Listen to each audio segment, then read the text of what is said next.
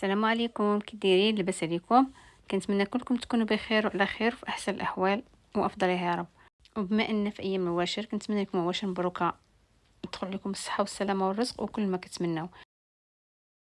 معكم الشيف ملكه من قناه ملكه همام. مرحبا بكم معايا في فيديو جديد ووصفه جديده. الوصفه اللي غنشارك معكم اليوم هو كسف ديال الغنمي بالمخضر بالكروكيت ديال البطاطا حلوه والشريحه. قبل ما نبدا معكم الطريقه والمقادير، الا كنتو اول مره كتشوفوا الفيديو في القناه معايا، ما تنساوش ديروا اشتراك وتفعلوا الجرس باش يبقى يوصلكم اي فيديو جديد حطيته في القناه. هنا في طبق خديت تقريبا قياس معلقه عامره ديال السمن، وقياس معلقه صغيره عامره ديال السكينجبير. انا المعلقه اللي كنعبر بها راه قياس نص معلقه. وكذلك كما كيبان لكم قياس معلقه كبيره صغيره وشويه ديال الخرقوم، نص معلقه ديال الابزار، ونص معلقه ديال القرفه، وشويه المروزيه. وهنا عندي زعفران شعره اللي حكيته بيديا.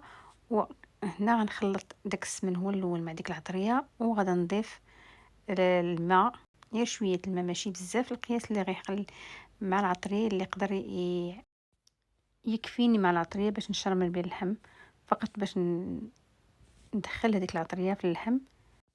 وهنا كما كيبان لكم انا درت شويه الملحه.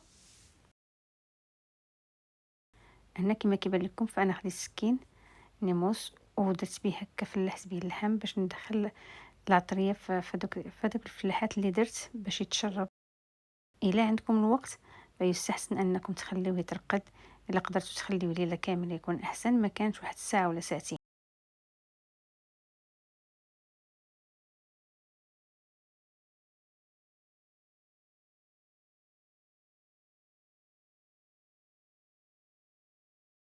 من بعد ما خليته يترقد جبدته ودرته في الطاوه، حطيت لها في كاغط في الاول ونزلته فيها، ونزلت العطريه اللي بقات ليا في الطبق.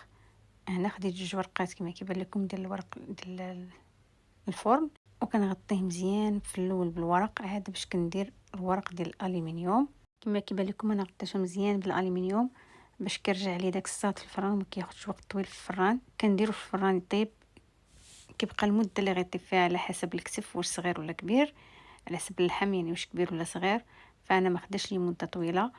باش كنعرفوا انا طاب كدا ريحه اللحم طيب كتعطي في الدار، يعني كتخرج من الفران كتولي عاطيه، فديك الساعه كنعرفوا طاب. كنحل كنقلب، الا شفتو باقي ما طابش ليا كنعاود نرجعو الفران، الا طاب كنخليه فقط نعاود نرجعو نحمرو فقط. هنا عندي بطاطا حلوه، انا عندي استعملت هاد البرتقالي، اللون ديال البرتقالي، نقيتها قطعتها شرائح وفورتها. بعد ما كنفورها كنشدها كنمعكها مزيان بالفرشيط، كنزيد عليها الملحه والبزار والنشا، جمعه حتى 3. يعني الوقت اللي كتبان لكم ان بدات كتجمع وسهل باش تكور فقط كنكتفي بداك القدر اللي حطينا. هنا عندي بطاطا اللي اللون ديالها بنفسجي، شريتها من عند الشناوه المحلات الاسيويه، فراه موجوده عندهم. نفس الشيء تياش قطعتها نقيتها قطعتها شرائح. من بعد ما فورتها معكتها، زدت ليها النشا والملحه والبصار، خلات برد شويه كنكورها وكندوزها في الزنجلان.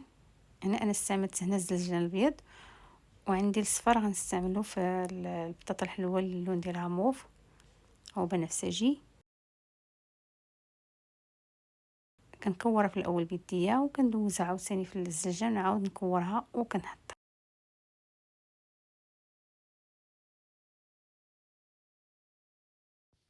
بنفس الطريقه. كنكور كذلك البطاطا الحلوه الاخرى وكنفندها في الزنجلان الصفر. انا في البرتقالي استعملت الزنجلان الابيض، وهنا استعملت الزنجلان الصفر.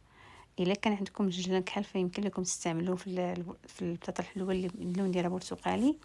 هنا جبت اللحم، لقيته طاب ولكن غنزيد شويه لان ملي قصته بالفرشيط لداخل كنحس بها ما دخلش بالسهوله، فدونك غنزيد شويه ندخلو الفران، غنجمعو وندخلو الفران كيزيد تيزيد يطيب اكثر.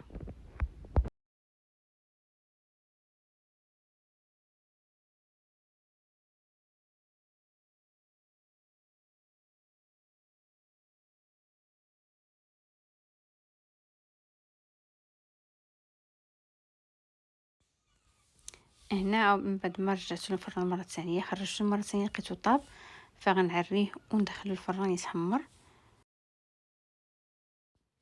من بعد ما دخلت الكسف الفران دزت باش نقلي البطاطا يستحسن تخليوها حتى لاخر مرحله، يعني باش تقليوها وتحطوها.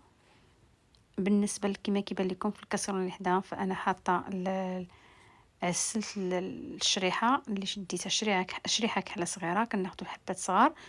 عسلتها سلقتها في الاول، ومن بعد عسلتها بشويه الليمون عصير البرتقال، شويه الزبده وشويه القرفه، وكذلك يمكن لكم ديروا السكر او العسل.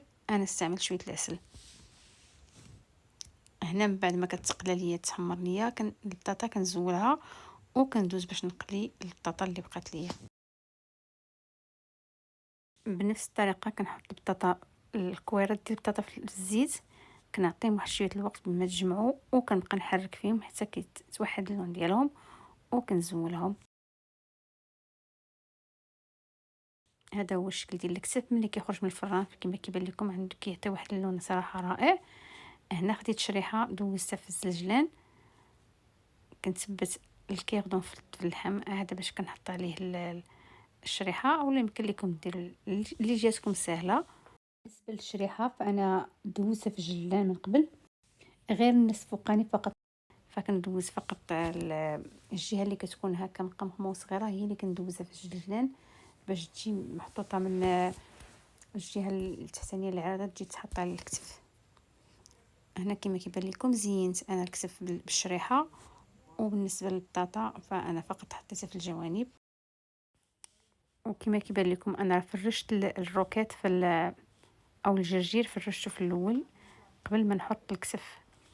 وهنا عندي هنا صلصه سويت شيلي صوص، الصلصه الحلوه الحاره صراحه كتماشى بزاف مع البطاطا حلوه.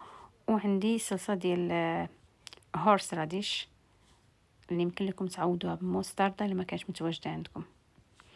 هذا هو الشكل النهائي ديال الطبق اللي شاركت معكم اليوم.